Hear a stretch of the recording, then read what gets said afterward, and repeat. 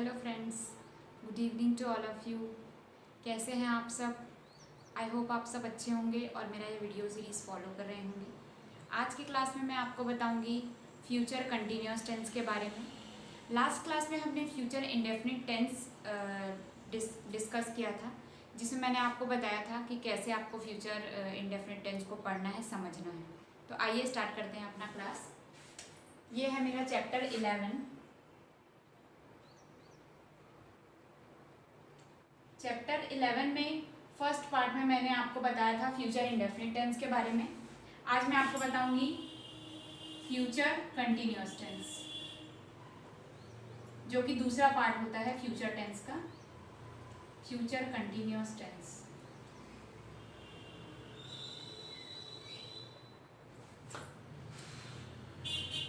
इसका एक डेफिनेशन मैं बता देती हूँ। इस काल के अंतर्गत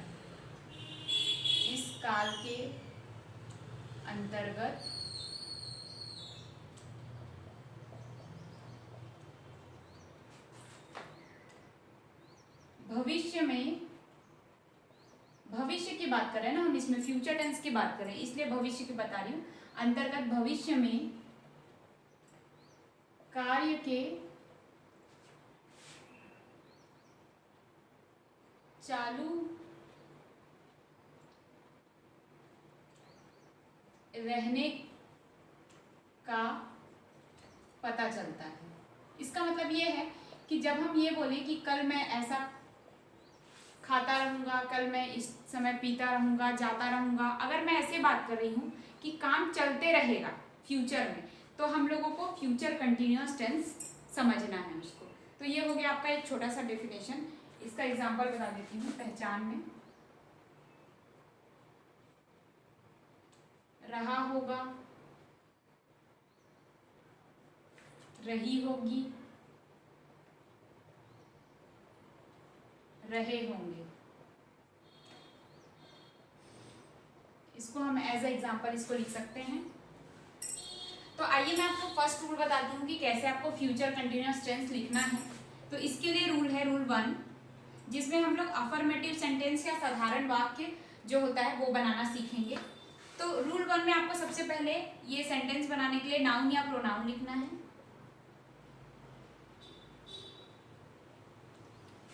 इसके बाद आएगा आपका शैल बी या विल बी।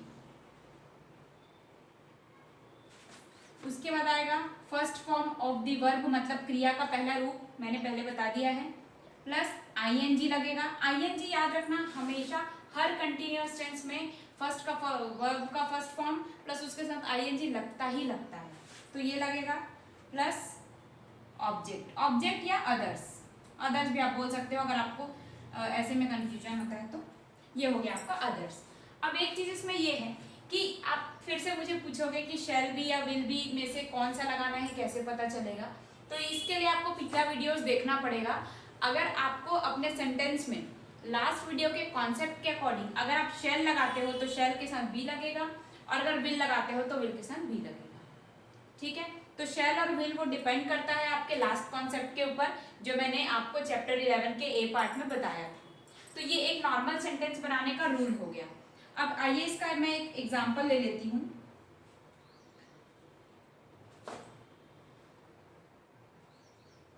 जैसे मैं बोलती हूँ वह सो रही होगी, तो वह सो रही होगी का मैं अभी की बात नहीं कर रही, मैं फ्यूचर की बात कर रही हूँ। या मैं ऐसे लिख सकती हूँ वह कल की बात करो, मतलब टुमारो की, आने वाले कल की। वह कल सो रही होगी, तो मैं क्या बोलूंगी?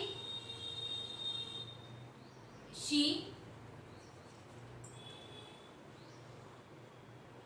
Will be sleeping tomorrow. कैसे बना? वह की जगह मैंने शी लिखा नाउन प्रोनाउन में, फिर उसके बाद नेक्स्ट हमारा विल बी या शैल भी लगता है तो मैंने विल भी लगाया। उसके बाद क्या हुआ? सोने को क्या बोलते हैं इंग्लिश में? स्लीप। तो स्लीप का मैंने first form of the verb लगाया, उसके बाद आईएनजी लगाया, और उसके बाद जो कल बच रहा था उसको मैंने टुमारो यहाँ ऐड कर दिया। तो ये बन गया आपका फ्यूचर कंटिन्यूअस टेंस। तो मतलब ये है फ्यूचर कंटिन्यूअस टेंस में हम वो चीज़ों को लेते हैं जो हम फ्यूचर में बोलते हैं कि हम यह कर रहे होंगे या खा रहे होंगे, पी रहे होंगे, हम एक अंदाज़ा ही लगा सकते हैं फ्यूचर का, लेकिन उसमें भी हम अगर कंटिन्यूअस टेंस की बात करें तो ये हमारा फ्यूचर कंटिन्यूअस टेंस कहलाता है। तो ये आपका फर्स्ट रूल हो गया कि आप कैसे बनाएंगे फ्यूचर टेंस में। अब मैं आपको इसका रूल 2 और रूल 3 बताती हूँ, डिस्कस करते हैं। फ्यूचर कंटिन्यूअस टेंस के रूल 2 में हम हमेशा की तरह नेगेटिव सेंटेंसेस को डिस्कस करेंगे। नेगेटिव सेंटेंस, आइए इसका रूल देख लेते हैं। सबसे पहले तो नाउन प्रोनाउन ही लगेगा, जो लगता है नाउन या प्रोनाउन जो भी होगा सेंटेंस में वो लगेगा। उसके बाद आपको ये हमेशा से पता है कि हमको अगर नेगेटिव सेंटेंस बनाना है मतलब हमको नॉट लगाना पड़ेगा। तो जो नॉट लगता है वो हमेशा हेल्पिंग वर्ब के बाद लगता है। तो हेल्पिंग वर्ब के बाद लगाने के लिए हम इसमें क्या करेंगे, शी, शैल या विल जो भी लगाना है सेंटेंस में। मैं आपको बार बार बोल रही हूँ, अगर ये कॉन्सेप्ट आपको समझना है तो आपको चैप्टर 11 का ए पार्ट देखना पड़ेगा, जिससे आपको ये समझ आएगा कहाँ शैल लगेगा कहाँ विल लगेगा। तो ये हो गया शैल और विल, ये आपका हेल्पिंग वर्ब है इस सेंटेंस में। इसके बाद आपको लगाना है नॉट। नॉट लगाने के बाद आपका वापिस से प्लस आपको बी लगाना है, जैसे मैंने शैल बी विल भी कहा था। तो शैल और बी या विल और बी के बीच में आपका नॉट लग जाएगा, जिससे कि नेगेटिव सेंटेंस बन जाए। उसके बाद प्लस बी लगेगा। बी के बाद आपको इसमें एज इट इज वर्ब का फर्स्ट फॉर्म लगाना है, फिर आईएनजी लगाना है प्लस अदर्स।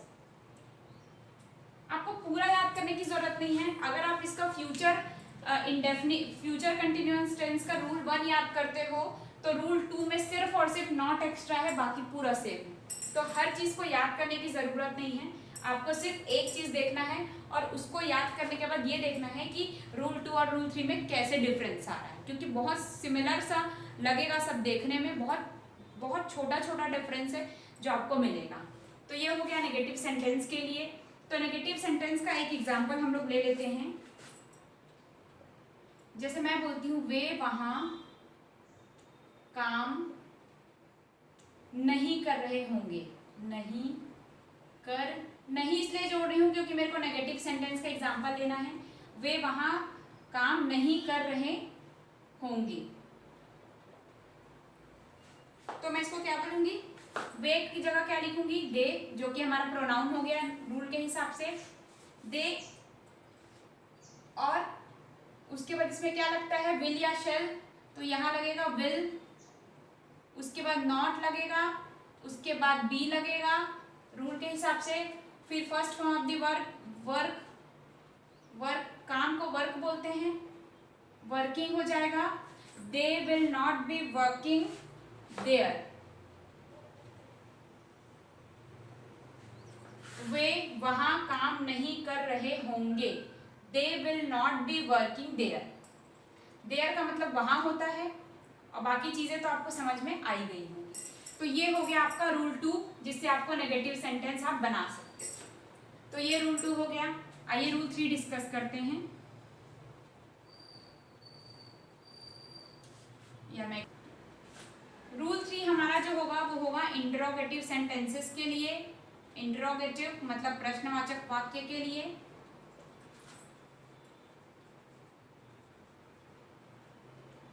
इसमें कुछ नहीं होता है, इसमें नॉर्मल साधारण वाक्य को प्रश्नवाचक वाक्य में बदला जाता है।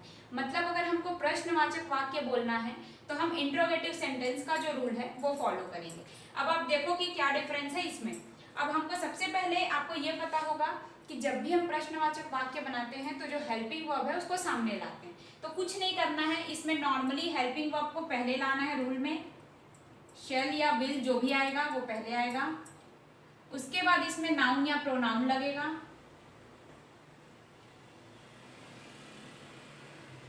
उसके बाद इसमें एज इट इज बी, क्योंकि नॉट लगाने की जरूरत नहीं, क्योंकि मैं नेगेटिव में ही सिर्फ नॉट लगाऊंगी, बाकी में मैं नहीं लगाऊंगी।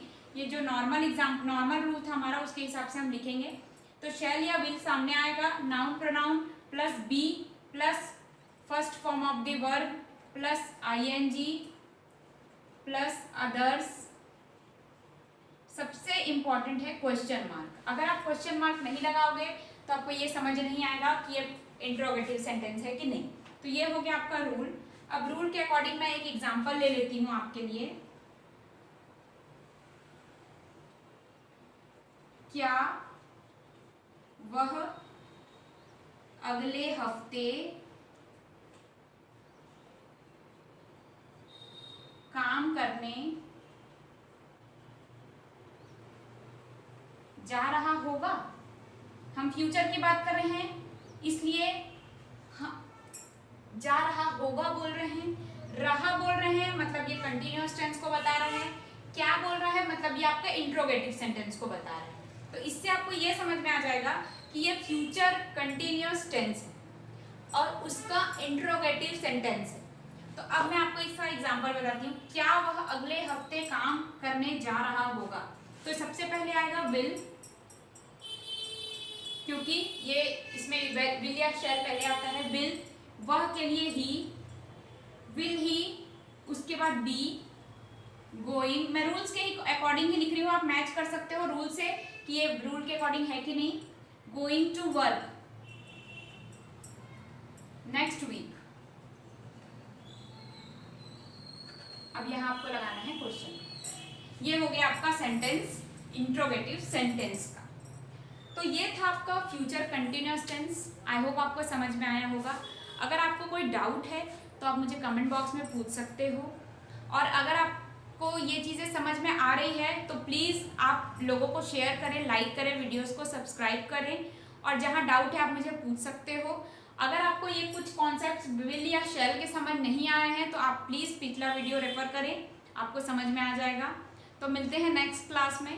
Thank you.